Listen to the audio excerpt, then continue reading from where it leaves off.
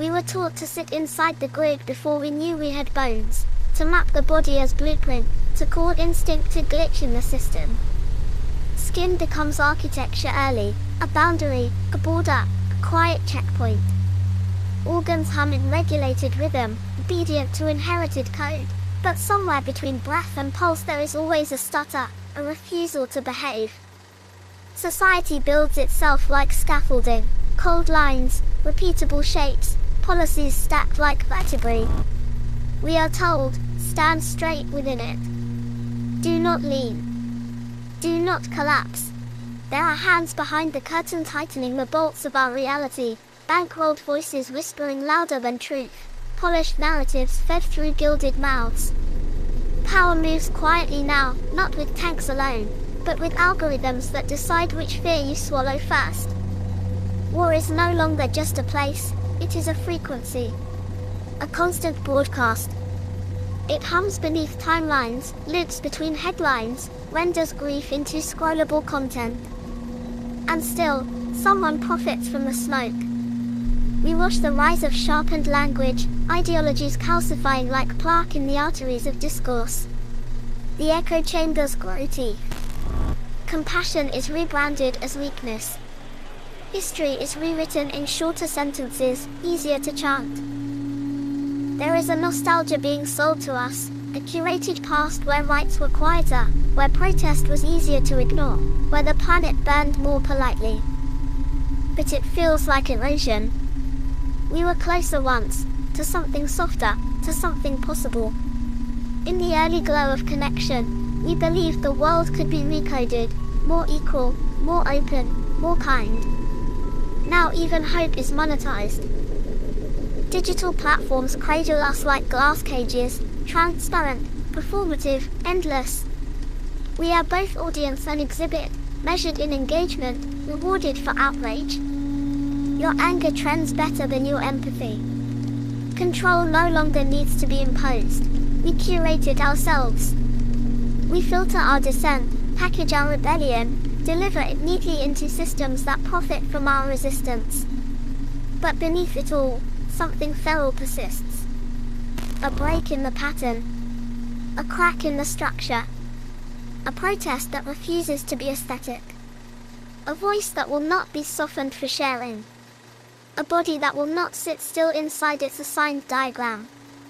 Because behavior was never meant to be fixed. Because physiology still remembers chaos.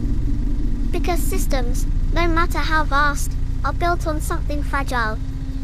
And fragile things can break. And now the lines blur further, not drawn by borders, but by feeds. We are sorted quietly, filed into factions by invisible hands, our differences stretched, sharpened, sold back to us as identity. Division becomes design, a system that thrives on fracture. While rents rise like silent tides, pushing bodies out of the spaces they once filled with life, we are told to look elsewhere, to blame the stranger, the migrant, the moving figure cast as threat instead of mirror. Distraction is a discipline. Misdirection, craft perfected. Above it all, wealth gathers in unreachable heights, billionaires bending gravity in their favor, extracting from the many until scarcity feels natural, until struggle feels deserved. And governments spin the lifelines, services stripped to bone, care rationed, delayed, denied, while speeches dress absence as efficiency. Tell me, do you wake and reach for the glow? Thumb tracing the same infinite corridor, eyes glazing disaster after disaster until numbness feels like safety. They do not need your silence anymore, only your attention. And even that is slipping through your hands. And somewhere in the circuitry, machines learn the language of influence, deploy it at scale, orchestrating currents you cannot see but feel shaping you nonetheless. Not force, but suggestion. Not command, but drift. Everything flattens. Edges dissolve.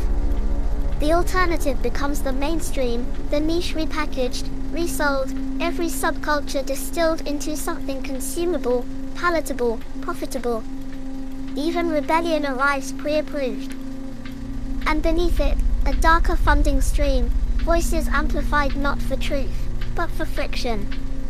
Hatred given oxygen, prejudice polished and pushed, until cruelty feels casual, until hostility feels normal, until obedience disguises itself as opinion. So hold the fracture in your hands. Recognize it. Resist the pull to simplify, to harden, to turn away. Because they will take your labor, your space, your future, but do not let them take your mind and call it freedom. So let it be loud.